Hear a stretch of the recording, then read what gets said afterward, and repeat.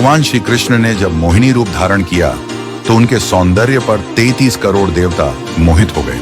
सभी देवताओं ने मन में यही कामना हुई कि ऐसी सुंदरी उनकी पत्नी बन जाए, परंतु केवल एक देवता ऐसे थे जिनके मन में मोहिनी के प्रति इस तरह का भाव नहीं आया। वे थे सूर्यदेव। सूर्यदेव ने मोहिनी रूप को देखकर मन ही मन कहा, यदि ये मेरी पुत्री बन जाए तो मेरा जीवन धन्य हो जाए। सूर्यदेव की इस भावना को समझकर भगवान श्री कृष्ण ने उनकी ओर कटाक्ष किया और संकेत किया कि उनकी इच्छा पूर्ण होगी। समय बीतने के बाद सूर्यदेव ब्रजभूमि में वृषभानु महाराज के रूप में अवतरित हुए। वृषभानु जी ने तपस्या की और ब्रह्मा जी से प्रार्थना की कि उन्हें ठाकुर जी की पुत्री के रूप में प्राप्ति हो। ब्रह्मा जी ने उनकी प्रार्थना को श्री हरि तक पहुंचाया।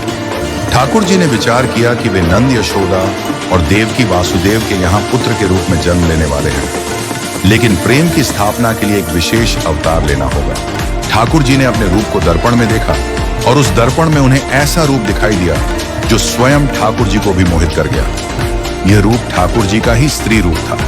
उन्होंने इस रूप को स्थिर किया और लक्ष्मी जी के वस्त्रों, आभूषणों और श्रृंगार सामग्री का उपयोग करके इस दिव्य स्वरूप को सजाया।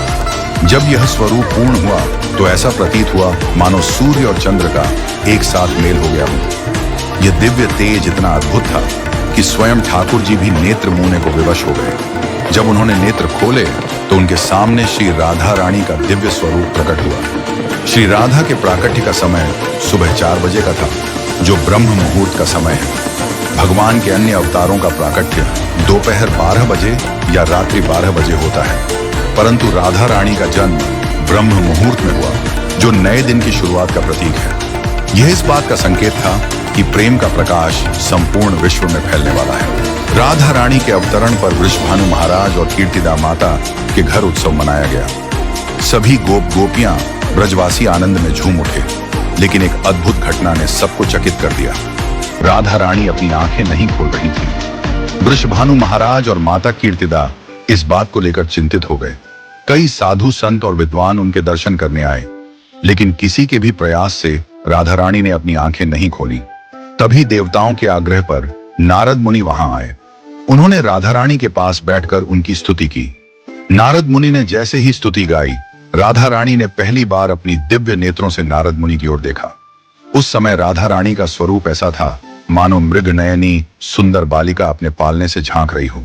यह दृश्य देखकर नारद जी आनंद से झूम उठे। उन्होंने अपनी वीणा और करताल बजाकर कीर्तन प्रारंभ कर दिया और गाने लगे, जय राधे जय वृंदावन वासिनी।